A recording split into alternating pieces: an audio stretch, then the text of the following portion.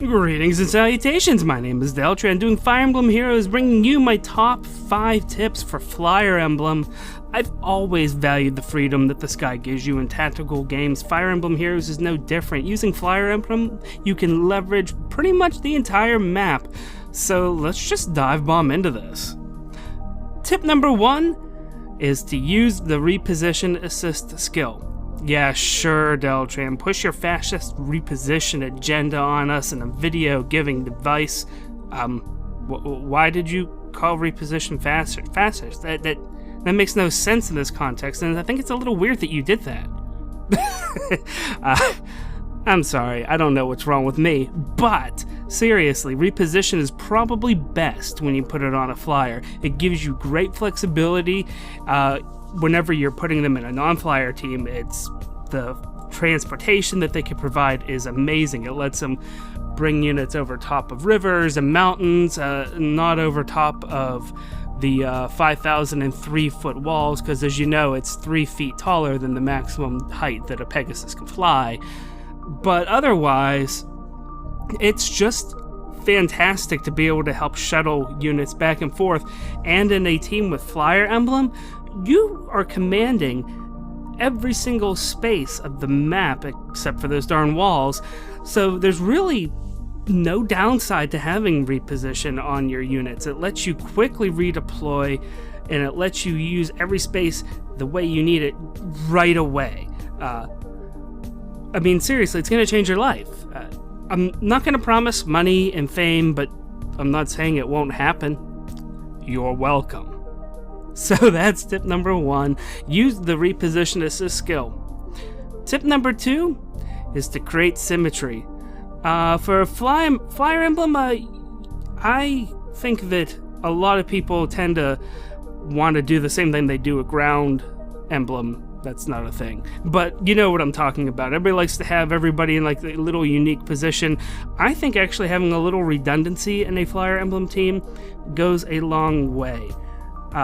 And the redundancy is not about having a backup in case someone decides to ride the giant Pegasus in the heavens, but rather it's because you have a lot more room to improvise whenever you're running Flier Emblem, especially if you use reposition or other movement-based assistance skills to get things set up just the way that you need them.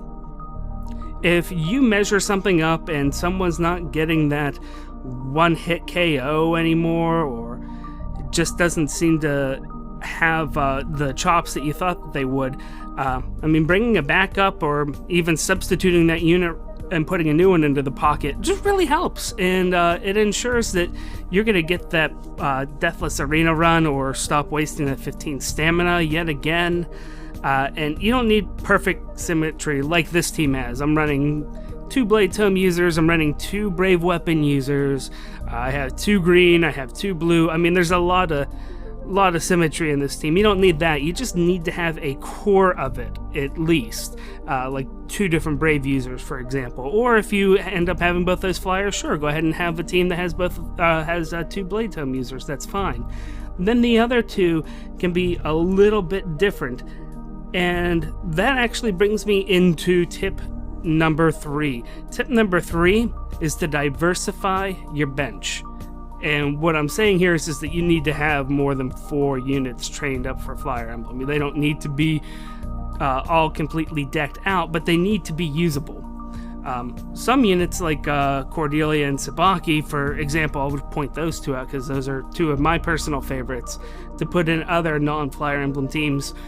They can perform well in these other teams, and they will deliver for you in their particular niches. Specifically, Sabaki will make sure no reds get past him, and Cordelia will make sure that she kills the reds.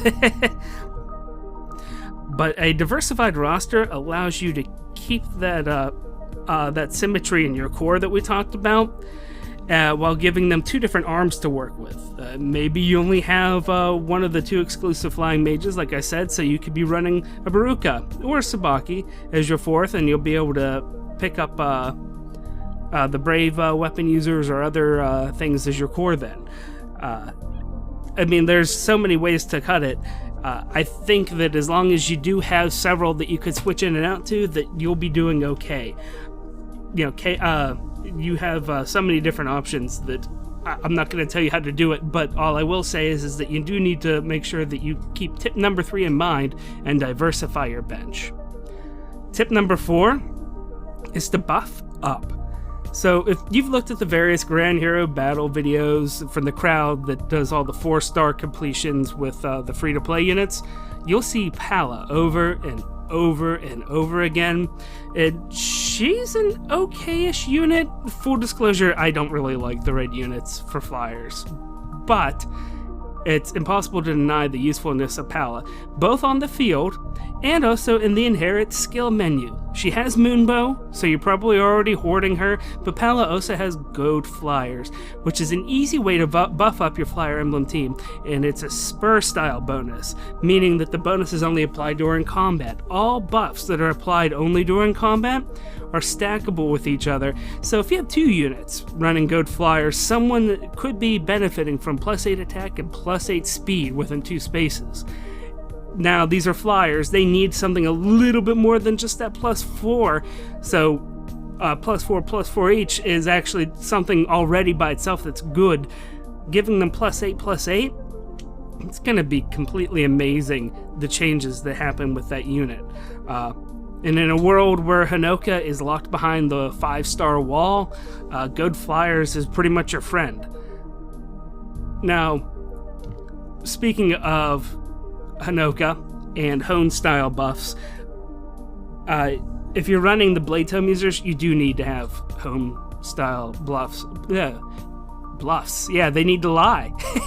No, Hone style buffs. And the skill that's available at 4 stars for us is Fortified Flyers, and this is our saving grace as far as this goes, because giving them a +6 boost to defense and fortitude is so much better than 1 Hone skill on them. It's going to work wonders.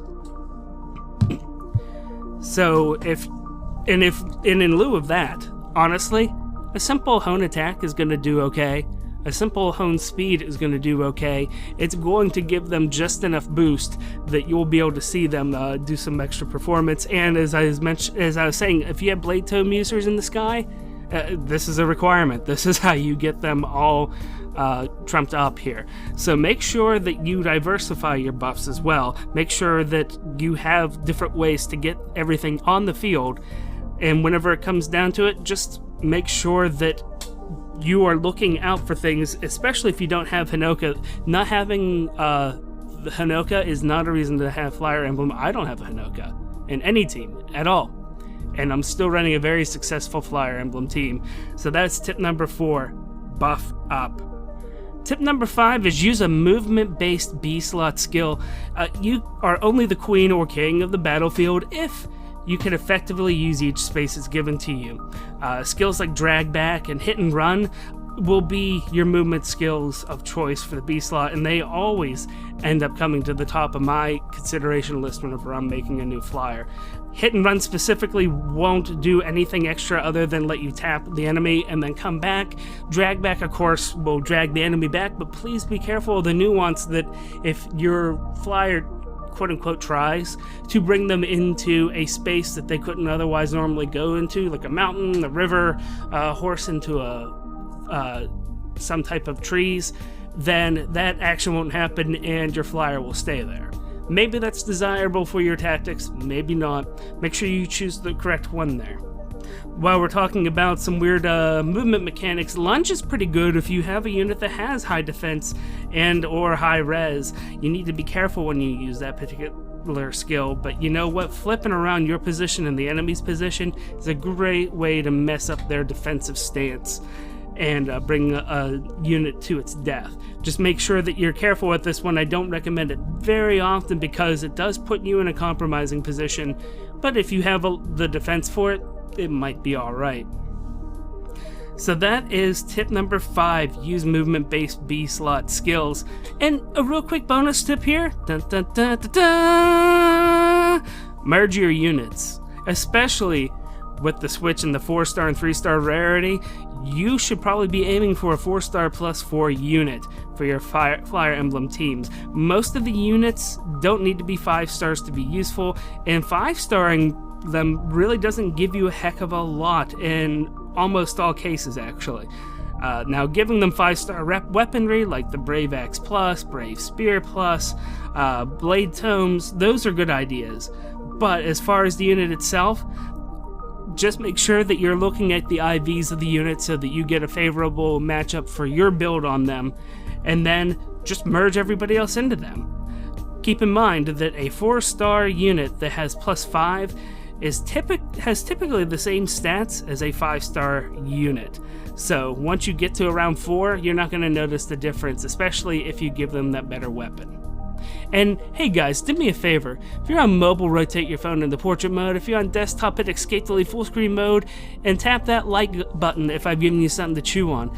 If you missed the latest Fire Emblem information, tap or click any of the links on the left. And if you like your info hot and fresh like grandma's cookies, hit that subscribe button. My name is Deltran. Thank you guys so much. I greatly appreciate all of you. And until next time, take it easy.